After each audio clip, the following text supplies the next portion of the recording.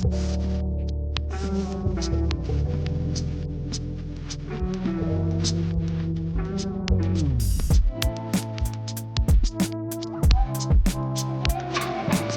ngayon, meron ako i-share sa inyo sa mga mahilig dyan sa mga herbal.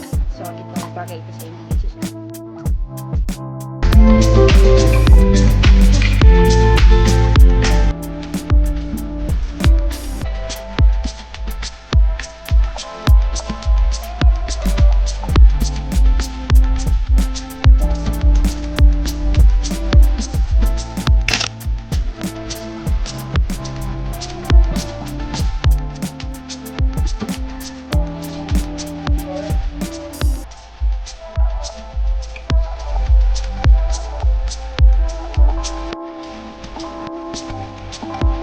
So, nag-share ang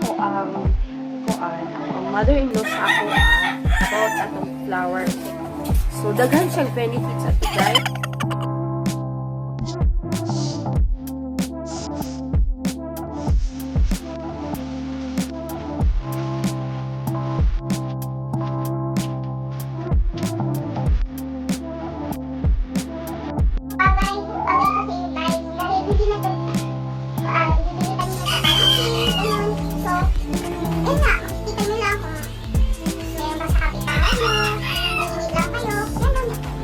Ayun na nga, i-share ko paano ito gagawin para maging tea or juice. So,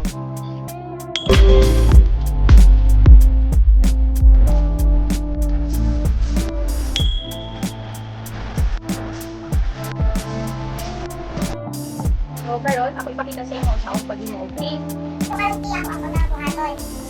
So, ako ang lukewarm water. And then, natin din mga ito yung flowers ng vanilla.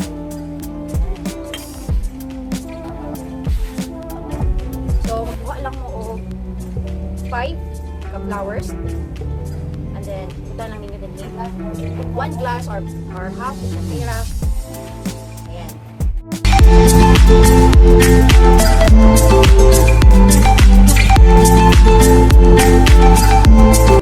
Guys, unti-unti mag-change yung color ng tubig. Ayan, diba? So, ito, stay nyo po lalo, yung flower doon sa tubig, mag-change into blue.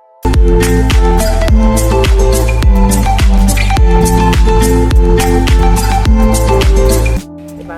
Pagkatapos mag-change na talaga yung color, guys, pwede nyo din kunin yung flower, tapos, i-strain ninyo. Aside yan, lemon. Paglagyan nyo na siya ng lemon, guys, mag-change talaga to into purple. Pero kaso wala kaming lemon, so ito na kuhaan ko sa inyo, share. Pero pag hot yung water ninyo, madali lang siyang nag-change yung color. So ito na yun, guys, yung result na sinasabi ko, na nag-change talaga siya into blue, diba? Tingnan nyo. So, maganda din ito, no side effects ito ha, kasi herbal, diba? Kung mahilig mag-herbal dyan, ito na, try nyo, diba? Hindi nyo nabilihin sa pharmacy, hindi na kayo magdagdag gastos pa, ito na. Share. Yan guys, parang lasang flower. Lasang flower. Parang yung okra na pinapatan nyo sa water, yung lasa nyo.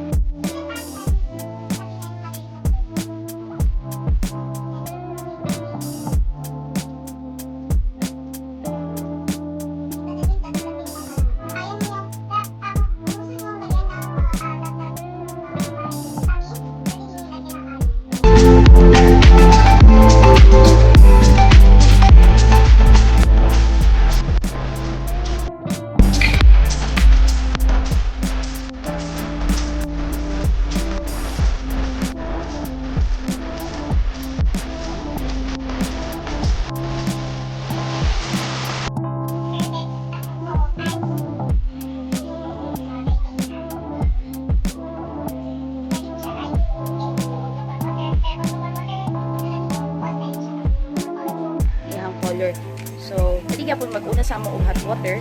Ayun, so is pwede pa niyo dagdagan na lang ng ice and then honey para may kunting matamis ang lasa. So, pwede yan.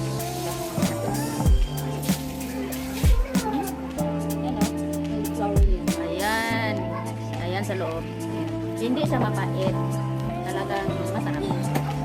Good for your health. So, ayun lang guys. Yun lang yung isi-share ko sa inyo. Yung herbal na madaming benefits din. Try nyo ito.